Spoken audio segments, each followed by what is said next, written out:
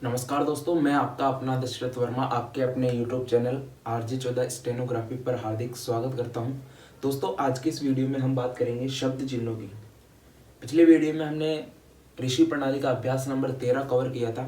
उसके बाद आपका एक टॉपिक शुरू हो जाता है शब्द चिन्ह। तो बीच बीच में जैसे अभ्यास आएंगे तो उनके बाद आपको जो है शब्द चिन्ह भी देखने को मिलेंगे। तो शब्द चिन्ह क्या होते हैं उनकी अगर मैं बात करूँ तो दोस्तों, शब्द चिन्ह वे होते हैं जैसे हम कोई सेंटेंस लिखते हैं तो उस सेंटेंस में बार बार जो सर्वनाम जैसे हम इन्हें बोल दे, बार बार जो शब्द ज़्यादातर यूज में लिए जाते हैं जिनका जो है सेंटेंस में आना फिक्स होता है। तो जैसे कि होता है कि राम बाजार जाता है, तो जाता है बेसिकली कई सेंटेंसों में जो ये शब्द है उनका यूज किया जाता है जाता है। जैसे हुआ का हुआ, की हुआ, जैसे राम ने हुआ, तो ने जो है कई सेंटेंसों में और ऋषि प्रणाली में ये स्टेनो में आप जब भी स्टेनो लिखोगे तो ये जो शब्द चिन्ह है, जो ये शब्द होते हैं सेंटेंस के बीच में छोटे छोटे, उन्हें शब्द चिन्ह बोला जाता है। और ये जो है बहुत ही इम्पोर्टेंट होते हैं अपनी स्पीड को बढ़ाने के लिए और स्पीड को जो है हमेशा बरकरार रखने के लिए। तो डेली जो है इनकी प्रैक्टिसिंग भी आपकी माइंड में ये जो है ये चीज़ें सेट होनी चाहिए, तभी जो आप इजीली जो है डिक्टेशन लिख सकते हो। इनका अभ्यास निरंतर करते रहने से आपकी जो है गति में बिल्कुल भी कमी नहीं होती है। ये जो है इसका एक बेनिफिट है। तो शब्द चिन्ह वे चिन्ह होते हैं जो आपके जो है सेंटेंस में बार बार यूज में आते हैं, उपयोग में आते हैं।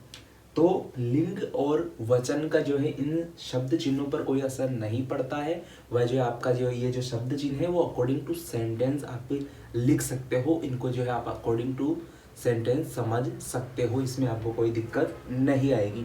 तो ये कुछ शब्द चिन्ह हैं, उनको आज हम कवर करेंगे।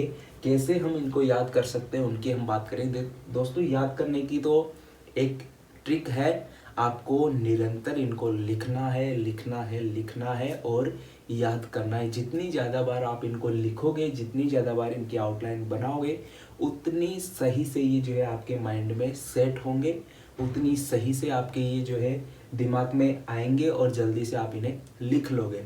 तो ये कुछ शब्द है, कुछ शब्द चिन्ह हैं, उनकी यहाँ पर हम बात करेंगे। आपको लिखना है दोस्तों, ये जो है आपकी कॉपी की सरल रेखा है, लाइन है, ठीक है।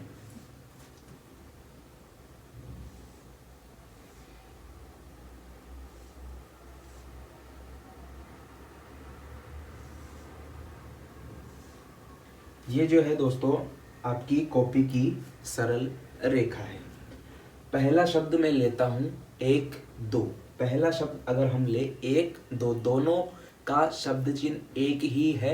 अकॉर्डिंग टू सेंटेंस आप समझ जाओगे कि एक बोला गया है या दो बोला गया है। तो एक दो के लिए आपको क्या करना है, एक दो के लिए आप चाहे तो एक बिंदी लगा सकते हैं, कहीं पर भी आप ऐसे एक बिंदी कर सकते हैं, लाइन के ऊपर कर सकते हैं या लाइन से ऊपर कर सकते हैं। तो ये इस बिंदी का मतलब होता है एक या दो बोला गया है सेंटेंस में। एक बार की बात है, अगर ऐसा सेंटेंस आता है तो जहां पर एक बोला गया वहां पर आप इस शब्द चिन्ह का यूज कर सकते हो, या लाइन पे या लाइन से ऊपर आप इसे बना सकते हो। तो ये हुआ आपका एक और दो के लिए आपको छोटे से बिंदु का यूज करना है लाइन के ऊपर, तो उसको आप पढ़ोगे एक या दो। छोटा सा बिंदु मतलब एक या दो, ठीक है। आगे हम चले, ऊपर आता है, ऊपर एक शब्द आता है, या पे कोई शब्द आता है सेंटेंस में, वाक्य में, या पर कोई शब्द आता है, तो उसके लिए जो है आपको केवल और केवल एक ही आउटलाइन जो है यूज में लेनी है दोस्तों। उसकी मैं बात करूं तो उसके लिए जो है आपको एक छोटी सी लंबवत रेखा आपको खींचनी है, बिल्कुल छोटी सी ऐसी लंबवत रेखा, बिल्कुल छोटी सी लंबवत रेखा आपकी क्या होती है, ऊपर पे का संकेत देती है, पे भी पढ़ा जाएगा उसे या पर भी पढ़ा जाएगा। जैसे जैसे अगर हम सेंटेंस ले, मैं ऊपर रहता हूँ, ठीक है, किताब टेबल पर है, ऐसे हम बोले किताब टेबल पर जो शब्द आ रहा है तो पर के लिए हम इस संकेत का यूज करेंगे। ये आउटलाइन हम बनाएंगे दोस्तों, ये आउटलाइन हम बनाएंगे पर के लिए, पे के लिए और ऊपर के लिए। टेबल के ऊपर, टेबल के ऊपर की यहाँ पर हम बात करें टेबल के ऊपर, तो ऊपर के लिए भी हम यहाँ पर यही आउटलाइन बनाएंगे अकॉर्डिंग टू सेंटेंस। आप इसे समझ जाओगे, कोई दिक्कत नहीं आने वाली है। जितनी ज़्यादा हो सके उतनी ज़्यादा आप जो है इन शब्द चिन्हों की जो है प्रैक्टिस करें। स्टार्टिंग से जैसे 10 शब्द चिन्ह, 15 शब्द चिन्ह, आगे आगे हम पढ़ेंगे, आगे जैसे हम बढ़ेंगे तो और ज़्यादा शब्द चिन्ह हमें देखने को मिलेंगे। इसलिए आप जितने जल्दी थोड़े थोड़े शब्द चिन्ह कवर कर सको वो आपके लिए अच्छा रहेगा। तो ये आपका क्या हुआ, ऊपर पे पर का जो है क्या हुआ, ये आपका छोटा सा शब्द चिन्ह हुआ। ठीक है, आगे मैं बात करूँ, आगे दोस्तों आपको लिखना है, आगे आपको जो है मैं लिखना है। ठीक है, आपको मैं लिखना है। तो मैं के लिए जो ये आप लंबवत रेखा थी आपकी ऊपर पेपर की, उसे आपको जो है लाइन के ऊपर कर देना है, उसे आपको लाइन के ऊपर कर देना है। बिल्कुल लंबवत रेखा, छोटी सी रेखा, यानी कि जो आपका ट वर्ग होता है बिल्कुल बड़ा, उसका आधा क्या होता है, उसका आधी लंबवत रेखा आपकी क्या पढ़ी जाती है, मैं पढ़ी जाती है, मैं पढ़ी जाती है। जैसे कि मैं भारत का प्रधानमंत्री, तो ऐसा कोई सेंटेंस आता है, मैं भारत का प्रधानमंत्री हूँ। ठीक है, तो वहां पर मैं को हम ऐसे बड़ा मैं प्लस मात्रा नहीं लगाएंगे, ये नहीं लगाकर हम उसकी ये आउटलाइन जो है हम बना देंगे, छोटा सा शब्द चिन्ह ये जो है वो वहां पर बना देंगे और इसी को ही हम ट्रांसलेट करेंगे। इतना लफड़ा आपको नहीं करना है। ठीक है, ये आपको नहीं बनाना है। आगे हम चले दोस्तों, हैं और होम बार बार शब्द में यूज में लिए जाते हैं। कोई भी सेंटेंस ले लो आप, कोई भी XYZ कोई भी सेंटेंस अगर आप लोगे तो उसकी एंडिंग या उसकी समाप्ति है से होती है, और हो का तो यूज बार बार किया जाता ही है। तो है और हो ये सभी जो बेसिक शब्द चिन्ह है वो हमेशा आपके डिक्टेशन में यूज में लिए जाएंगे और लिए जाएंगे 101%। तो है हो के लिए आपको क्या करना है, बेसिकली छोटा सा है आपको बना देना है, ऊपर से नीचे वाला छोटा सा है आपको जो है बना देना है लाइन से ऊपर। इस बात का जो है आपको ध्यान में रखना है, लाइन से ऊपर अगर आप छोटा सा है बनाते हो, छोटा सा है बनाते हो तो वो आपका है का संकेत देगा या हो का संकेत देगा अकॉर्डिंग टू सेंटेंस। आगे हम चले, दो शब्द लेते हैं और हूँ, है और हूँ। तो यहाँ पर हमने छोटे है को जो है लाइन से ऊपर बनाया और यहाँ पर जो है हमें इसे लाइन के ऊपर बना देंगे, लाइन के ऊपर बना देंगे, क्योंकि दोस्तों इसमें ए की मात्रा है और ऊ की मात्रा है। तो ए और ऊ की मात्रा को या तो लाइन के ऊपर लिखते हैं या लाइन से काट कर लिखते हैं। तो छोटा सा है अगर आप लाइन के ऊपर बनाते हो तो वो आपका किसका मतलब देगा, वो है का मतलब देगा या हूँ का मतलब देगा। एक चीज और दोस्तों, यहाँ पर इस और इस है में क्या अंतर है, इस और इस है में एक अंतर है कि इसके ऊपर बिंदी है, अनुस्वार है, और यहाँ पर अनुस्वार नहीं है। इसका आपको ध्यान में रखना है। और है, इन दोनों है और है में क्या अंतर होता है उसकी वीडियो मैंने पहले से डाल रखी है, तो आप वहाँ पर जाकर देख सकते हो।